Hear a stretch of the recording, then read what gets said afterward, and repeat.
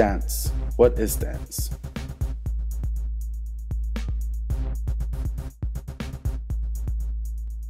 Dance is expression. Dance is life. Dance is passion. Dance is family. Dance is sacrifice. Those 5 characteristics are just the tip of the iceberg to describe what dance is. Dance becomes a big part of your life. You sacrifice a lot to the point where dance consumes your life. Dance is a way for me to be kind of different characters and to play different roles. It's a chance for me to be somebody that I might not even think of being. Sometimes I get to be wild, sometimes I get to be sad, sometimes I get to be really happy, sometimes I have to play a certain character. So for dance, for me, I love the exploration of it as a student. It was my main priority in life, but then I eventually fell out of love with dance. As I got older, I realized that dance is really important to me, and I've learned a lot of things from it, and I'm really thankful that I have it in my life, because without dance I would be lost. Dance is my comfort zone. It's where I go to when I'm either depressed or feeling down or stressed. I think dance has no definition, because over the course of time I've been dancing, those definitions have changed.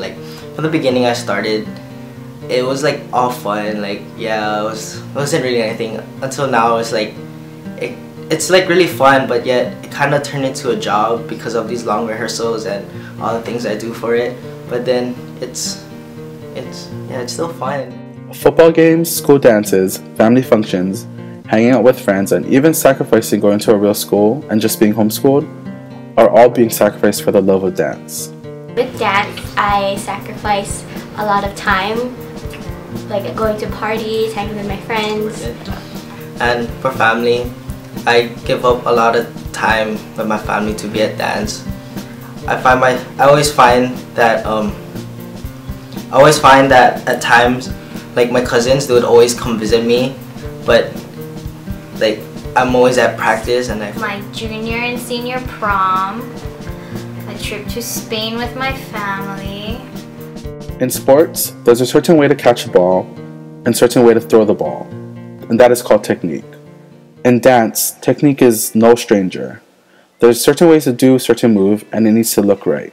So I guess a common ground for jazz and hip-hop technique is the fact that it helps build your core, whether you're turning or you're moving fast and doing levels for hip-hop. The common ground for both is that it helps with your core, and with your core you basically need everything. As far as hip-hop goes, there's a totally different technique. It's more so my style is more so grounded. So I guess for me, as for my classes, my technique, I always stress being grounded and isolations and things like that. So the foundation of jazz technique for me, and for what I know, is basically came from ballet. Even though I hated ballet, you start to realize all the basic things and things that you learn at the bar, you actually need to do technique. Jazz, lyrical, modern, contemporary, whatever it is.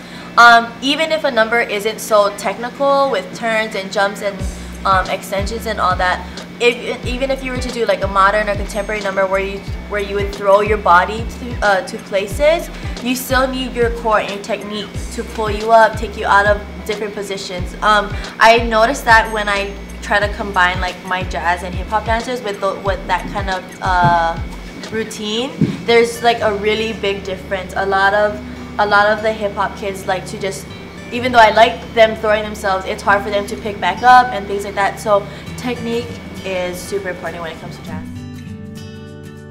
Dancers live, eat, and breathe dance. Their studio becomes their second home. From long rehearsals, day in and day out, it is all spent at the studio.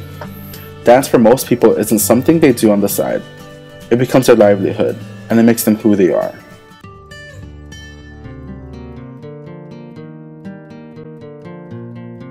Dance is expression. Dance is life. Dance is passion. Dance is family. Dance is sacrifice.